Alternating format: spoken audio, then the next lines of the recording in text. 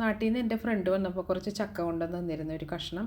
അപ്പോൾ ഞാൻ എന്ത് ചെയ്തു, ചക്കക്കുരു തൊലി കളയാൻ എളുപ്പത്തിന് കുക്കറിലിട്ട് അങ്ങോട്ട് ഒരു അടി അടിച്ചു. അപ്പോഴത്തേക്കും എന്ത് ചെയ്യും, നല്ല സൂപ്പറായിട്ട് നമുക്ക് തൊലി എടുക്കാൻ പറ്റും കേട്ടോ. അപ്പോൾ ഞാനിത് മെഴുക്കുവരട്ടി ഉണ്ടാക്കാമെന്ന് വിചാരിക്കുകയാണ്. അപ്പോൾ നമുക്കിന്നൊരു ചെറിയ ലഞ്ച് കാണാം. അപ്പോൾ അതിന് വേണ്ടിയിട്ട് തക്കാളിക്കറിയും അതേപോലെ തന്നെ ഇത് ചക്കക്കുരു കൊണ്ടുള്ള ഒരു മെഴുക്കുവരട്ടിയാണ്. അതിന് വേണ്ടി തക്കാളിയും ഇഞ്ചിയും പച്ചമുളകും കൂടി ഇത്തിരി വെള്ളവും ഒഴിച്ചിട്ട് നന്നായിട്ടൊന്ന് വേവിച്ചെടുക്കും. എന്നിട്ട് ജസ്റ്റ് ഒന്ന് അരപ്പ് ചേർത്തൊരു സിമ്പിൾ കറിയാണ് കേട്ടോ ഉണ്ടാക്കുന്നത്. നല്ല അടിപൊളി ടേസ്റ്റാണ്. ഇതുണ്ടെങ്കിൽ തന്നെ നമുക്ക് ചോറുണ്ടാകും കേട്ടോ. അപ്പോൾ ഞാൻ തക്കാളിയും ഇതെല്ലാം നന്നായിട്ട് വേവിച്ചു. അപ്പോൾ അതിലേക്ക് ഞാൻ അരപ്പ് ചേർത്തിരിക്കുന്നത് തേങ്ങയും മുളകും മഞ്ഞൾപ്പൊടിയും പിന്നെ ഇത്തിരി ജീരകവും മാത്രമാണ് കേട്ടോ.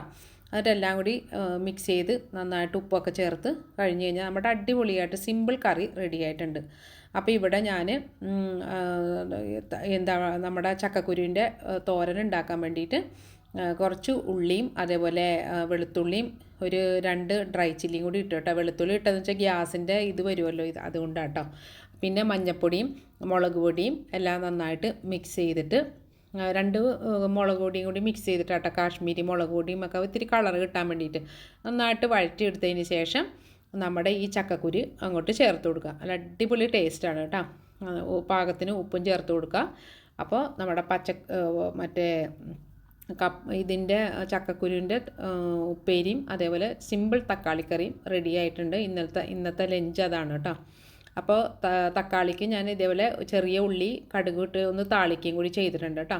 നല്ല അടിപൊളിയാണ്. ഇതിൽ ഞാൻ വെളുത്തുള്ളി അങ്ങനെയൊന്നും ചേർത്തിട്ടില്ല, ഉള്ളി മാത്രമേ ചേർത്തിട്ടുള്ളൂ. വെറും സിമ്പിളായിട്ടുള്ള ഒരു കറിയാണ്. ലഞ്ചിനൊക്കെ നമുക്ക് പെട്ടെന്ന് വീട്ടിലുള്ളത് വെച്ചിട്ടുണ്ടാക്കാൻ വേണ്ടിയിട്ട് നല്ല അടിപൊളിയാണ് കേട്ടോ. ഈ ഒരു കറി ഉണ്ടെങ്കിൽ തന്നെ നമുക്ക് ചോറുണ്ണാം. പിന്നെ വേണമെങ്കിൽ ഒരു ഭംഗിക്ക് ഒരു പപ്പടം. അപ്പോൾ ഇതാണ് നമ്മുടെ ഇന്നത്തെ ലഞ്ച്. അപ്പോൾ അതേ നമ്മുടെ ചക്കക്കുരു കുക്കറിൽ വേവിച്ചെടുത്തുകൊണ്ട് തന്നെ വേഗം കഴിയും കേട്ടോ. നല്ല അടിപൊളി ടേസ്റ്റായിരുന്നു കേട്ടോ ചക്കക്കുരു. നല്ല വെള്ളഞ്ഞ ചക്കയുടെ ആയിരുന്നു കേട്ടോ. അപ്പോൾ അതേ നമ്മുടെ മെഴുക്കുവരട്ടി ഇവിടെ റെഡി ആയിട്ടുണ്ട്. അപ്പോൾ ഇനിയിപ്പോൾ നമ്മുടെ ലഞ്ചിന് ഇത് ചക്കക്കുരു മെഴുക്കുവരട്ടിയും അതേ സിമ്പിളായിട്ടുള്ള തക്കാളിക്കറിയാണ് കേട്ടോ നമ്മൾ ഉണ്ടാകാൻ പോവുകയാണേ. അപ്പോൾ ഇനി അടുത്ത വീഡിയോ കാണാം. Bye bye.